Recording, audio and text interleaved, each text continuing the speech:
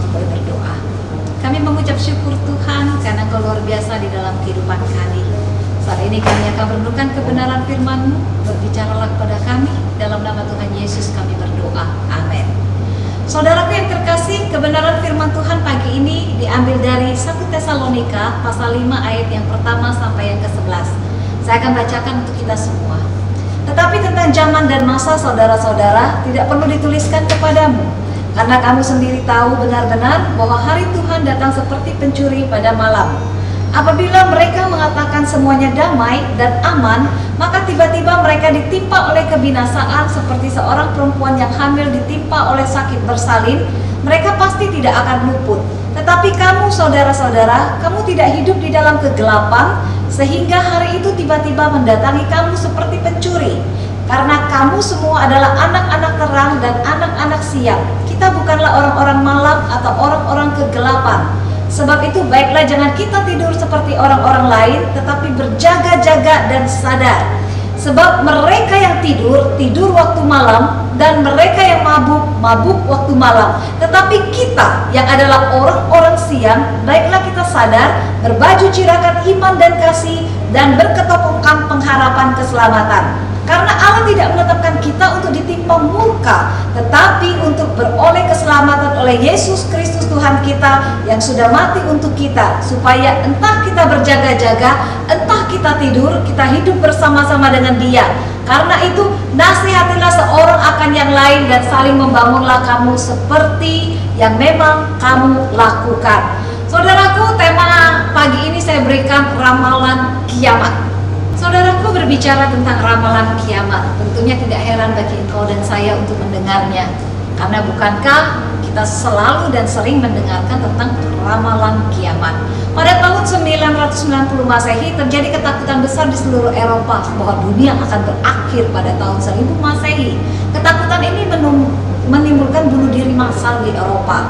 Charles Taze Russell, pendiri Saksi Yehova, memprediksikan pengangkatan akan terjadi pada tahun 1874, 1878, 1881, 1910, 1914, 1918, 1925, 1975, dan 1984. David Davidson memprediksikan bahwa dunia akan berakhir pada tahun 1953. Majalah Watchtower mengutip seorang pendeta California bahwa Armageddon akan menyapu seluruh dunia, jutaan jiwa akan lenyap pada Januari 1957.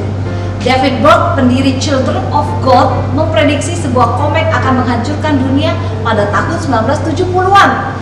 Tahun 2000, tahun yang penuh gegap gempita. Apabila kita membagi 2000 dengan angka 3, didapat 666.66666, angka setan. Tahun 1997, Sun Magazine menceritakan tentang penemuan Batra Nuh. Konon di dalam batra tersebut ditemukan gulungan yang menyebabkan bahwa akhir zaman akan terjadi pada 31 Januari 2001. Dan terakhir dikatakan tahun 2012. Saudaraku yang terkasih, apakah ramalan kiamat tersebut telah terjadi? Ada juga yang mengatakan di masa pandemi ini kiamat sudah mau datang. Kiamat datang dalam bentuk dikasih penyakit, corona. Saudaraku yang terkasih, terlalu gampang dan terlalu mudah bagi kita semua untuk mengatakan bahwa kiamat sudah datang, kiamat akan datang, dan beramalkan segala sesuatu berkenaan tentang kiamat. Apakah kita mengerti? Apakah kita sudah tahu, saudaraku? Jika sudah terjadi kiamat tersebut, tentunya engkau dan saya tidak akan mendengarkan lagi renungan online pagi ini. Benar kan? Itu berarti bahwa yang diramalkan oleh mereka itu sama sekali tidak terjadi. Jadi kalau tidak terjadi, mengapa saudara dan saya mempercayainya? Saudaraku, apa kata Alkitab? Nah, kita lihat Alkitab ya. Murid-murid bertanya kepada Tuhan Yesus, katakanlah kepada kami di dalam Matius 24 ayat 3, bila manakah itu akan terjadi, dan apakah tanda kedatanganmu dan tanda kesudahan dunia?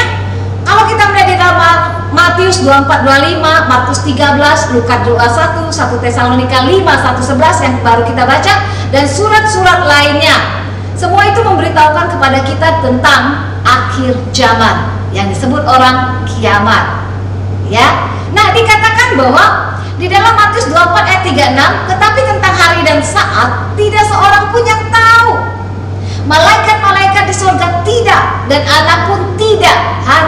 Bapa sendiri.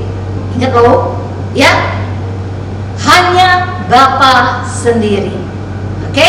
Terus di dalam Matius 24 ayat 42 sampai 44, karena itu berjaga-jagalah, sebab kamu tidak tahu pada hari mana Tuhanmu datang, Anak Manusia datang pada saat yang tidak kamu duga.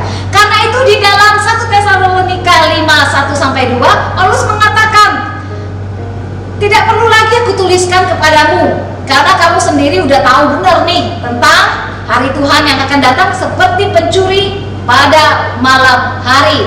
Saudaraku yang terkasih, Paulus tahu bahwa jemaat di Tesalonika juga sudah tahu tentang hal ini. Dan itu sesuai dengan yang tercatat juga di dalam Matius. Anak Manusia datang pada saat yang tidak kamu duga.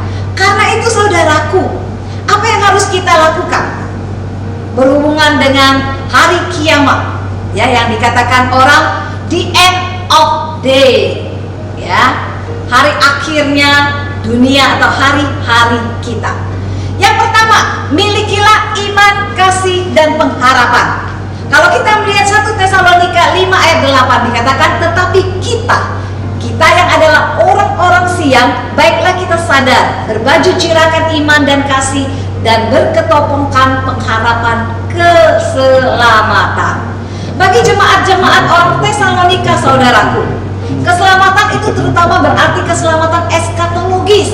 Keselamatan itu mereka nantikan sama seperti kita orang percaya saat ini. Karena itu Rasul Paulus mengatakan, milikilah iman, kasih, dan pengharapan, ya, berbaju jirakan iman dan kasih, berketopongkan pengharapan keselamatan. Karena kita adalah anak-anak siang dikatakan, ya, kita bukan anak-anak malam yang terlelap mabuk karena pesta pora, karena minuman keras. Tidak. Tetapi kita adalah anak-anak siang, itu yang berarti kita adalah anak-anak yang terus berjaga-jaga senantiasa. Kita terus melihat bagaimana perbuatan hidup kita, dan kita terus hidup di dalam kekudusannya Tuhan. Yang kedua, yaitu sabar menunggu dan berjaga-jaga.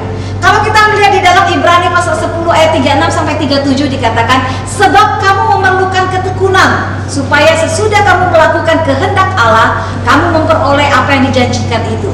Sebab sedikit, bahkan sangat sedikit waktu lagi, dan Ia yang akan datang sudah akan ada, tanpa menangguhkan kedatangannya. Karena itu kita harus sabar menunggu. Tuhan pasti datang, pasti. Siapa yang tahu? Tidak ada seorang pun yang tahu, hanya Bapa. Tapi kita harus sabar dan kita tetap berjaga-jaga. Apa sih arti kata berjaga-jaga? Berjaga-jaga adalah di mana kita selalu siap sedia, dan kita tahu hari ini adalah hari terakhir di dalam hidup kita. Kita sadar, karena itu kita menggunakan setiap waktu kita, sedetik pun, dengan sangat hati-hati dan berharga. Waktu kita berjaga-jaga, kita mengerti dan kita menyadari bahwa Tuhan pasti datang. Kapan saya tidak tahu, tapi Dia pasti akan datang. Karena itu saya harus menjalankan hidup saya dengan penuh kekudusan dan takut akan Tuhan. Jangan sampai waktu Dia datang, Dia mendapatkan bahwa saya sedang lemah, saya sedang asik-asikan, lagi main game di HP. Jangan-jangan sampai waktu Dia datang, Dia melihat saya sedang tidur-tiduran. Saudaraku, berjaga-jaga senantiasa di dalam hidup kita, itu yang akan menolong kita sambil menunggu waktu kedatangan Tuhan dengan sabar. Tetap setia dan bekerja. Di dalam Matius 24 ayat 46 berkatakan, berbahagialah hamba yang didapati tuannya melakukan tugasnya itu ketika tuannya itu datang. Di dalam 1 Yohanes 2 ayat 28, maka sekarang anak-anakku, tinggallah di dalam Kristus, supaya apabila Ia menyatakan dirinya, kita beroleh keberanian percaya dan tidak usah malu terhadap Dia pada hari kedatangannya. Rasul Paulus mengatakan tetap setia dan bekerja. Kalau kita melihat di dalam 1 Tesalonika pasal 1 ayat 9 sampai 10 dikatakan, orang-orang Tesalonika telah berbalik dari berhala-berhala kepada Allah untuk melayani Allah yang hidup dan benar, dan untuk menantikan kedatangan anaknya dari surga, yaitu Yesus yang menyelamatkan kita dari murka yang akan datang. Saudaraku yang terkasih, Rasul Paulus mengatakan bahwa orang-orang Tesalonika telah berbalik dari berhala. Mereka melayani Allah. Di dalam penantian akan datangnya waktu Tuhan, kita harus tetap setia dan bekerja bagi Tuhan. Ya, kita harus tetap setia karena kita punya iman. Kita tetap setia dan kita bekerja karena kita punya pengharapan dan kasih. Kita bekerja bagi Tuhan dan bagi kemuliaan Tuhan. Kerja bagi Tuhan selalu manis.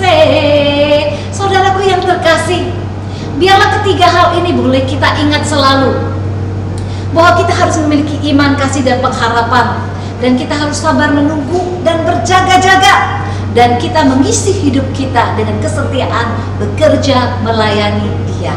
Lakukan apa yang menjadi bagian kita dengan baik dan benar selagi waktu itu masih ada dan engkau diizinkan untuk berkarya bagi Tuhan. Jikalau waktunya sudah tidak ada, engkau mau melakukan apapun, tidak ada kesempatan lagi, saudaraku. Selagi masih siang, bekerjalah bagi Tuhan, karena engkau adalah anak-anak Allah, anak-anak terang. Jadi engkau harus memperhatikan bagaimana cara engkau hidup. Engkau harus memperhatikan bagaimana engkau berperilaku. Engkau harus mencerminkan bahwa engkau adalah anak-anak Allah bagi orang luar, sehingga mereka tahu, mereka melihat dan memuliakan Bapamu di surga. Mari kita berdoa. Bapa di dalam surga, kami bersyukur untuk kebenaran firman-Mu hari ini boleh menguatkan setiap kami. Tuhan, hari berakhirnya kehidupan di dunia ini, hari kedatangan-Mu itu pasti. Ajar kami untuk dengan sabar menantikannya ya Tuhan. Ajar kami untuk memiliki iman, kasih, dan pengharapan. Selagi masih siang kami boleh bekerja bagi Tuhan. Kami boleh bekerja memuliakan Tuhan. Dan kami boleh melayani Tuhan dengan segenap hati kami, segenap jiwa kami, dan segenap kekuatan kami. Sehingga pada waktu Engkau datang ya Tuhan nanti, sungguh Engkau mendapati kami sedang berjaga-jaga. Kami tidak terlelap terbuai oleh arus dunia ini, kenikmatan dunia ini, tapi kami tetap berjaga-jaga senantiasa, dan kami tetap berjaga-jaga untuk memiliki hidup yang kudus dan suci di hadapan Tuhan. Terima kasih Tuhan. Ini merupakan sebuah sukacita yang dinantikan orang-orang Tesalonika. Itu juga merupakan sukacita yang kami nantikan sebagai orang percaya Tuhan. Kesulitan, penderitaan, penyakit apapun itu tidak akan sanggup untuk merobohkan iman kami. Tidak akan sanggup untuk membuat kami berubah setia. Dan tidak akan sanggup membuat kami menjadi orang yang sembrono tergesa-gesa. Tetapi kami sabar menantikan. Kami sabar bekerja dan kami terus berkarya bagi Tuhan. Terima kasih Tuhan Yesus. Kami bersyukur dalam nama Tuhan Yesus Kristus kami berdoa. Amin. Terima kasih. Selamat beraktivitas. Tuhan Yesus memberkati.